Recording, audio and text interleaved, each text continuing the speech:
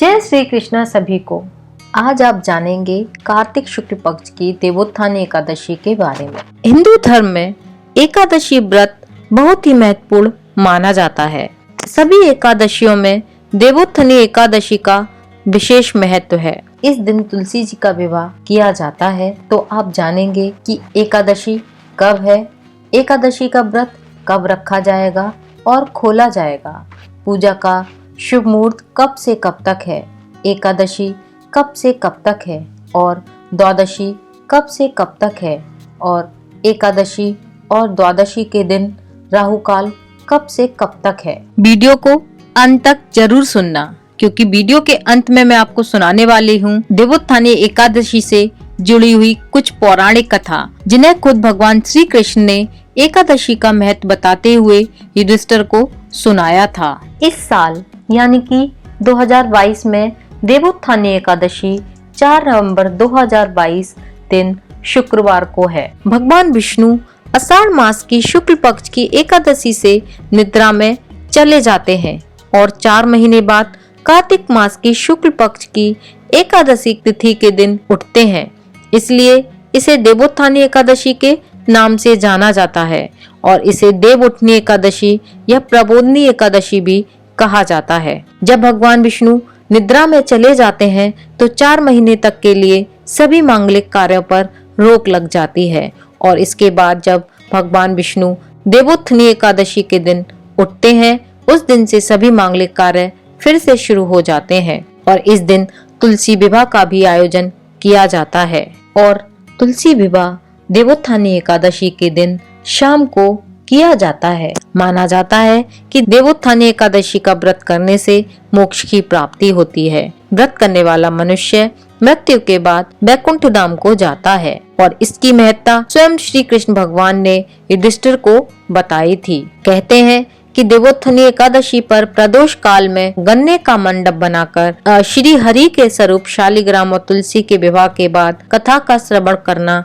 चाहिए। इससे सुनने मात्र से ही सभी पाप मिट जाते हैं। और देवोत्थानी एकादशी के दिन तुलसी विवाह भी किया जाता है और इस दिन तुलसी जी का विवाह शालिग्राम से करवाया जाता है और इस विवाह को भी सामान्य विवाह की तरह धूमधाम से किया जाता है। अगर किसी के पास शालिग्राम ना हो तो आप विष्णु भगवान की तस्वीर या प्रतिमा के साथ भी तुलसी जी का विवाह कर सकते हैं। और तुलसी जी भगवान विष्णु को अति प्रिय है। भगवान विष्णु की पूजा में तुलसी को जरूर शामिल किया जाता है। तुलसी के बिना भगवान विष्णु की पूजा पूरी नहीं मानी जाती और यह भी माना जाता है कि जिन दंपतियों की कन्या नहीं होती उन्हें अपने जीवन में एक बार तुलसी विवाह करके कन्यादान जरूर करना चाहिए। इससे कन्यादान के पुण्य की प्राप्ति होती है। और आइए अब मैं आपको बताती हूँ एकादशी तिथि के शुभ मुहूर्त के बारे में। एकादशी तिथि 3 नवंबर 2022 को शाम 7:30 से प्रारंभ होकर 4 नवंबर 2022 को शाम 6:08 पर समाप्त होगी। इसलिए उदय तिथि के आधार पर देवोत्थानी एकादशी का व्रत शुक्रवार यानी कि 4 नवंबर 2022 को रखा जाएगा। एकादशी तिथि से पहले दशमी तिथि के नियमों का पालन आरंभ हो जाता है, क्योंकि एकादशी का जो व्रत होता है पूरे 3 दिन तक चलता है। तो ऐसे में दशमी तिथि से लेकर द्वादशी तिथि तक नियमों का पालन किया जाता है। दशमी की शाम को आपको सात्विक भोजन करना चाहिए और यदि संभव हो सके तो सूर्यास्त के बाद भोजन ग्रहण ना करें और अगले दिन यानी कि एकादशी के दिन अन्न का त्याग किया जाता है। और यदि हो सके तो इस व्रत को फलाहारी रख सकते हैं और हो सके तो आप इसको निराहार भी रख सकते हैं। अगर आपकी सामर्थ्य हो तो आप इसको निर्जल भी रख सकते हैं। एकादशी के दिन 4 नवंबर दिन शुक्रवार को नई दिल्ली में सूर्योदय और सूर्यास्त की गणना के आधार पर सूर्योदय होगा सुबह 6:35 पर और सूर्यास्त होगा शाम 5:33 पर। और इस दिन यानी कि एकादशी के दिन राहु काल होगा 10:30 बजे से 12 बजे तक। माना जाता है कि राहु काल में कोई भी शुभ काम नहीं किया जाता और राहु काल के समय आप कोई भी शुभ कार्य ना करें, कोई भी कार्य की शुरुआत ना करें। इस समय में किया गया कोई भी कार्य शुभ नहीं होता, उसके परिणाम भी शुभ नहीं होते, क्योंकि इस समय में किया गया शुभ कार्य का शुभ फल राहु केतु को मिलता है। आइए अब मैं आपको बताती हूँ पारण यानी कि व्रत तोड़ने का समय। और एकादशी का व्रत द्वादशी तिथि के शुभ मुहूर्त में खोला जाता है। द्वादशी तिथि प्रारंभ होगी 4 नवंबर दिन शुक्रवार शाम को 6:09 से और द्वादशी तिथि समाप्त होगी 5 नवंबर दिन शनिवार को शाम 5:07 पर। ध्यान रहे, जो लोग भी व्रत रखते हैं वो हरिवासर के समय अपना व्रत ना खोलें, क्योंकि हरिवासर के समय खोले गए व्रत को भगवान विष्णु कभी भी स्वीकार नहीं करते। तो ऐसे में हरिवासर का समय एकादशी के दिन मध्य रात्रि में ही समाप्त हो जाएगा। तो ऐसे में आपको अगले दिन यानी कि द्वादशी के दिन शुभ मुहूर्त की ही प्राप्ति होगी। और द्वादशी के दिन यानी कि शनिवार के दिन राहु काल है सुबह के 9 बजे से लेकर 10:30 बजे तक। तो आप कोशिश करें कि अपना व्रत का पारण 9 बजे से पहले ही कर लें।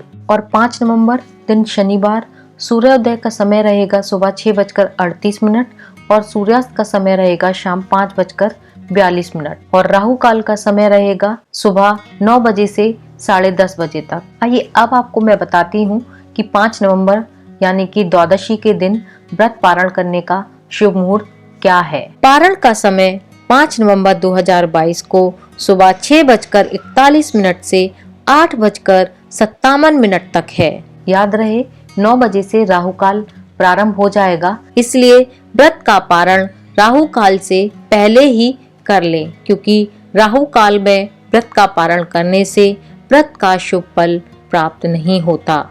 एकादशी के दिन पूरा समय भगवान विष्णु का ध्यान करें और इस दिन किसी की बुराई गलत काम करने से भी बचना चाहिए। और इस दिन तामसिक आहार बिल्कुल भी ना करें और अधिक से अधिक भगवान विष्णु के मंत्रों का जाप करना चाहिए, जिससे वैकुंठ की प्राप्ति होती है। आइए अब मैं आपको सुनाती हूँ देवोत्थानी एकादशी व्रत की पौराणिक कथा। एक राजा के राज्य में सभी लोग एकादशी व्रत रखते थे। प्रजा तथा नौकर चाकरों से लेकर पशुओं तक को एकादशी के दिन अन्न नहीं दिया जाता था। एक दिन किसी दूसरे राज्य का एक व्यक्ति राजा के पास आकर बोला, महाराज कृपा करके मुझे नौकरी पर रख लें। तब राजा ने उसके सामने एक शर्त रखी कि ठीक है, रख लेते हैं, किंतु रोज तो तुम्हें खाने को सब कुछ मिलेगा, पर एकादशी के दिन अन्न नहीं मिलेगा। उस व्यक्ति ने उस समय तो हाँ कर ली, पर एकादशी के दिन जब उसे फलाहार का सामान दिया गया तो वह राजा के सामने जाकर गिड़गिड़ाने लगा और कहने लगा, महाराज इससे मेरा पेट नहीं भरेगा, मैं भूखा ही मर जाऊंगा, मुझे अन्न दे दो। राजा ने उसे शर्त की बात याद दिलाई, पर वह अन्न छोड़ने को राजी नहीं हुआ। तब राजा ने उसे आटा दाल चावल दिए। वह नित्य की तरह नदी पर पहुंचा और स्नान कर भोजन पकाने लगा। जब भोजन बन गया तो वह भगवान को बुलाने लगा और कहने लगा, आओ भगवान, भोजन तैयार है। उसके बुलाने पर पीतांबर धारण किए हुए भगवान चतुर्भुज रूप में आ पहुंचे तथा प्रेम से उसके साथ भोजन करने लगे। भोजन करके भगवान अंतर्ध्यान हो गए और वह अपने काम पर चला गया। 15 दिन बाद अगली एकादशी को वह राजा से कहने लगा कि महाराज मुझे दुगना सामान दीजिए, उस दिन तो मैं भूखा ही रह गया। राजा ने कारण पूछा तो उसने बताया कि हमारे साथ भगवान भी खाते हैं, इसलिए हम दोनों के लिए सामान पूरा नहीं होता। यह सुनकर राजा को बहुत ही आश्चर्य हुआ। वह बोला, मैं नहीं मान सकता कि भगवान तुम्हारे साथ खाते हैं। मैं तो इतना व्रत रखता हूँ, पूजा करता हूँ, पर भगवान ने तो मुझे कभी दर्शन नहीं दिए। राजा की बात सुनकर वह बोला, महाराज यदि विश्वास ना हो तो आप साथ चलकर देख लें। राजा एक पेड़ के नीचे छिपकर बैठ गया। उस व्यक्ति ने भोजन बनाया तथा भगवान को शाम तक पुकारता रहा, पर भगवान नहीं आए। अंत में उसने कहा, हे भगवान, यदि आप नहीं आए तो मैं नदी में कूदकर प्राण त्याग दूंगा। लेकिन भगवान नहीं आए। तब वह प्राण त्यागने के उद्देश्य से नदी की तरफ बढ़ा। प्राण त्यागने का उसका दृढ़ इरादा जानकर भगवान शीघ्र ही प्रकट हुए और उसे रोक लिया और साथ में बैठकर भोजन करने लगे। खा पीकर वे उसे अपने विमान में बिठाकर अपने धाम ले गए। यह देखकर राजा ने सोचा कि व्रत उपवास से तब तक कोई फायदा नहीं होता जब तक कि मन शुद्ध न हो। इससे राजा को ज्ञान मिला, वह भी मन से व्रत उपवास करने लगा और अंत में स्वर्ग को प्राप्त हुआ। आइए अब मैं आपको सुनाती हूँ देवोत्थानी एकादशी व्रत की दूसरी कथा। एक राजा था, उसके राज्य में प्रजा सुखी थी। एकादशी को कोई भी अन्न नहीं बेचता था, सभी फलाहार करते थे। एक बार भगवान ने राजा की परीक्षा लेनी चाहिए। भगवान ने एक सुंदरी का रूप धारण किया और सड़क पर बैठ गए। तभी राजा उधर से निकला और सुंदरी को देखकर चकित रह गया। उसने पूछा, हे सुंदरी, तुम कौन हो और इस तरह यहाँ क्यों बैठी हो? तब सुंदर स्त्री बने भगवान बोले, मैं निराश्रिता हूँ, नगर में मेरी कोई जान पहचान नहीं है, किससे सहायता मांगूं? राजा उसके रूप पर मोहित हो गया था। वह बोला, तुम मेरे महल में चलकर मेरी रानी बनकर रहो। सुंदरी बोली, मैं तुम्हारी बात मानूंगी, पर तुम्हें राज्य का अधिकार मुझे सौंपना होगा। राज्य पर मेरा पूर्ण अधिकार होगा, मैं जो भी बनाऊंगी तुम्हें खाना होगा। राजा उसके रूप पर मोहित था, अतः उसने उसकी सभी शर्तें स्वीकार कर ली। अगले दिन एकादशी थी। रानी ने हुक्म दिया, बाजारों में अन्य दिनों की तरह अन्न बेचा जाए। उसने घर में मांस मछली आदि पकाए और परोसकर राजा से खाने के लिए कहा। यह देखकर राजा बोला, रानी, आज एकादशी है, मैं तो केवल फलाहार ही करूंगा। तब रानी ने शर्त की बात याद दिलाई और बोली, या तो खाना खाओ, नहीं तो मैं बड़े राजकुमार का सिर काट लूंगी। राजा ने अपनी स्थिति बड़ी रानी से कही तो बड़ी रानी बोली, महाराज, धर्म न छोड़ें, बड़े राजकुमार का सिर दे दें, पुत्र तो फिर मिल जाएगा पर धर्म नहीं मिलेगा। इसी दौरान बड़ा राजकुमार खेलकर आ गया। माँ की आंखों में आंसू देखकर वह रोने का कारण पूछने लगा तो माँ ने उसे सारी कहानी बता दी। तब वह बोला, मैं सिर देने के लिए तैयार हूँ माँ, पिताजी के धर्म की रक्षा होगी, जरूर होगी। राजा दुखी मन से राजकुमार का सिर देने के लिए तैयार हुआ तो रानी के रूप से भगवान विष्णु ने प्रकट होकर असली बात बताई। राजन, तुम इस कठिन परीक्षा में पास हुए।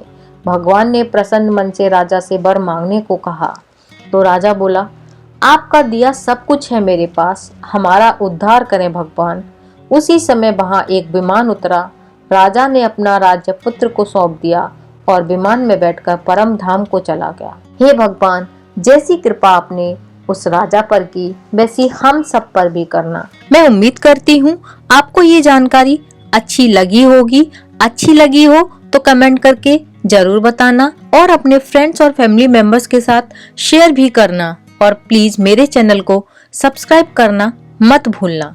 मिलती हूँ फिर एक नई जानकारी के साथ, तब तक के लिए जय श्री कृष्णा।